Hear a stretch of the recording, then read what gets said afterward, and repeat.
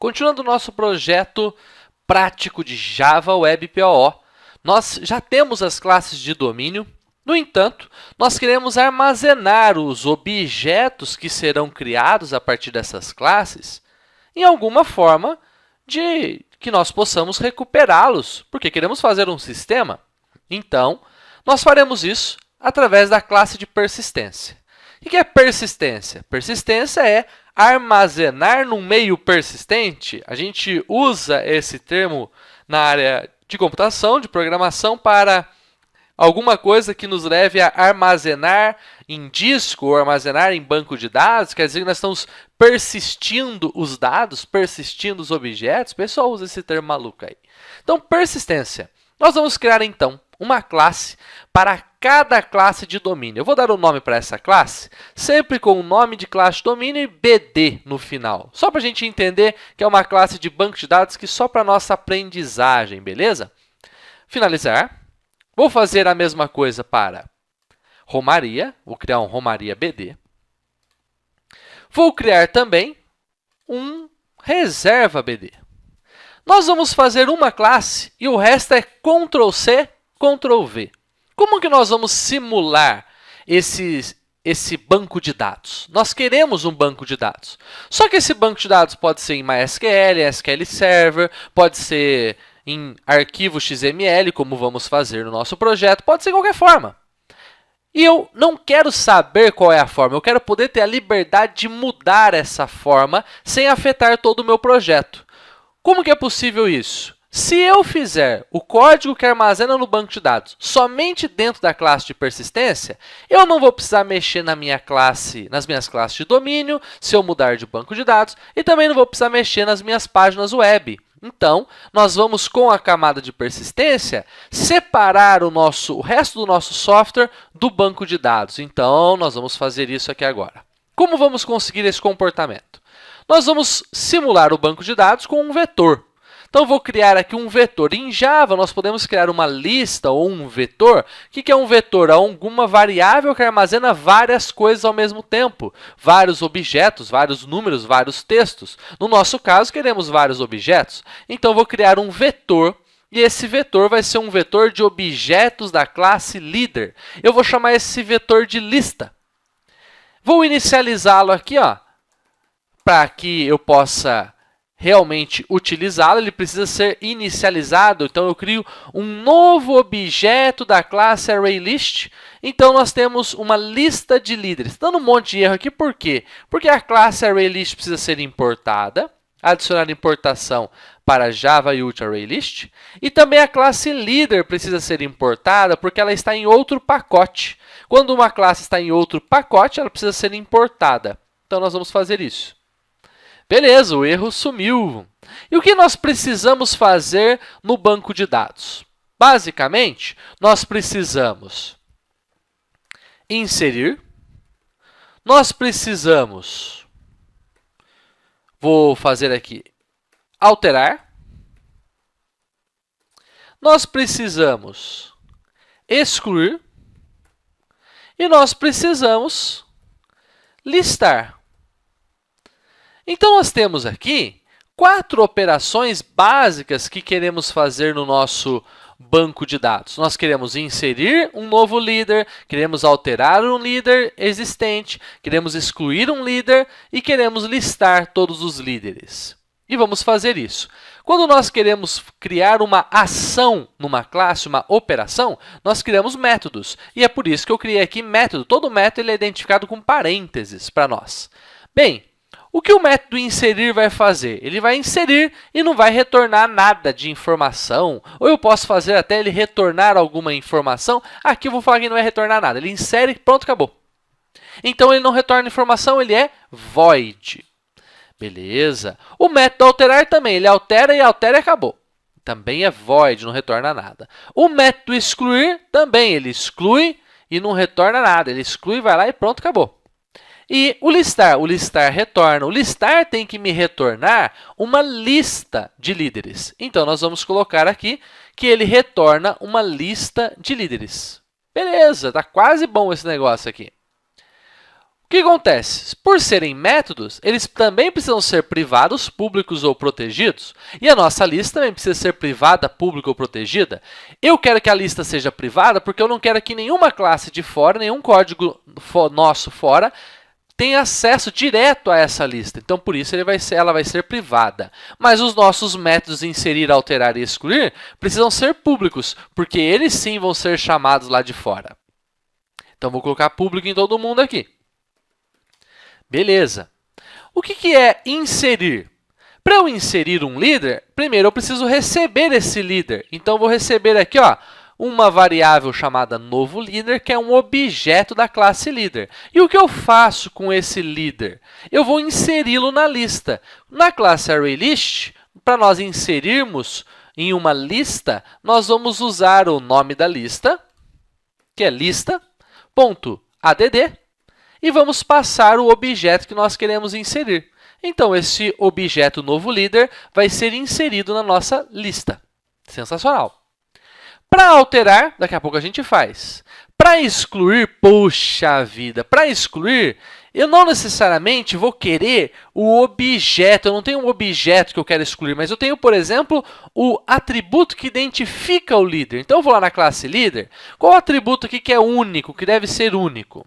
Bem, de todos que nós temos aqui, o CPF é o único. Então, nós vamos usar o CPF para buscarmos dentro da lista quem é o líder, onde ele está na lista, e assim nós vamos excluí-lo da lista, e excluindo da lista, estamos excluindo do banco de dados. Como que eu faço uma busca na lista? Para fazer uma busca, o jeito mais simples de fazer isso é fazer um for. Um for, porque toda lista ela é um vetor, então ela vai ter posições que começam no 0 e vai até o tamanho da lista. Então, nós temos, vou fazer um for, que começa em 0.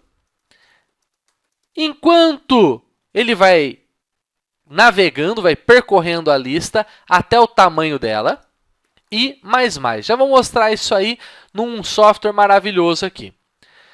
Como que eu pego cada elemento da lista? Para eu pegar um elemento da lista, a lista tem um método chamado get, e eu vou usar aqui getI. Beleza? Quando eu pego um elemento da lista, se é uma lista de líderes, cada elemento é um objeto da classe líder. Eu vou chamar aqui de cada líder. Então, eu criei uma variável chamada cada líder, que simplesmente pega cada líder da lista. Uma vez que eu peguei o líder, esse líder ele tem um CPF. Observe aqui, cada líder.getCPF. Eu consigo pegar o CPF de cada líder da lista. E eu vou comparar esse CPF ao CPF que eu estou procurando para excluir. Quando eu encontrar, se eu encontrar, então fiz um if, se eu encontrar, eu vou remover aquele elemento da lista. E para remover um elemento da lista, a gente coloca lista.remove e passa qual é a posição. Se eu estou andando na posição 0 e o líder que eu estou procurando está na posição 0, ele vai remover a posição 0. Se eu estiver na posição 1, então ele vem aqui, compara, achou o líder na posição 1, ele vai remover a posição 1.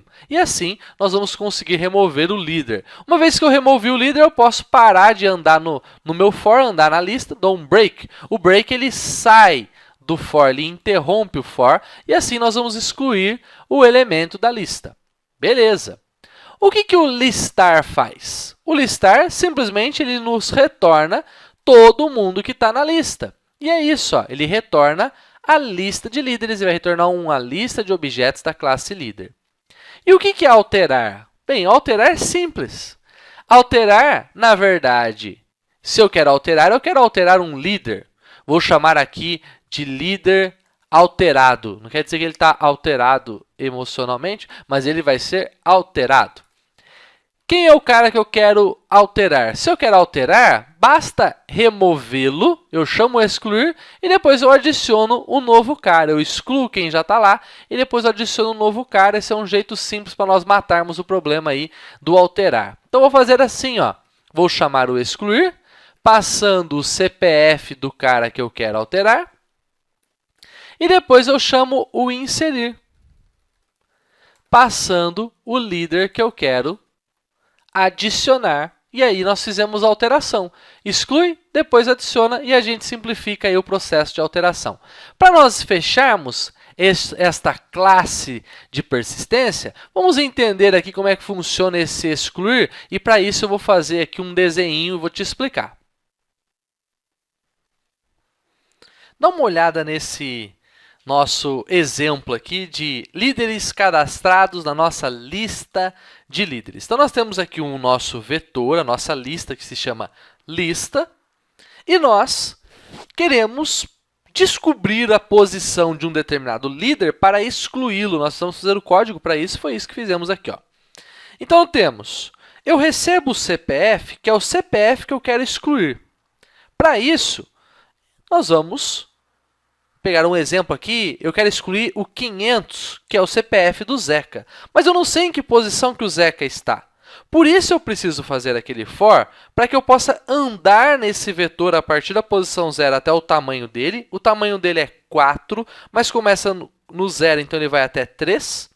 E nós, percorrendo esse vetor, vamos descobrir qual é a posição do Zeca. Então, beleza. A variável i, ela marca qual a posição que nós estamos. Então, ela começa em 0. Então, eu vou lá no nosso exemplo, vou colocar aqui a variável i. A variável i está aqui marcando a posição 0. Ela está aqui nesse momento. Beleza, daqui a pouco ela vai andar. Uma vez que o i vale 0, nós vamos fazer a perguntinha. I 0 é menor que o tamanho da lista é 4, 0 é menor que 4, graças a Deus até hoje é. Então, ele entra e pega, guardando na variável cada líder, a posição i da lista. Quem é i?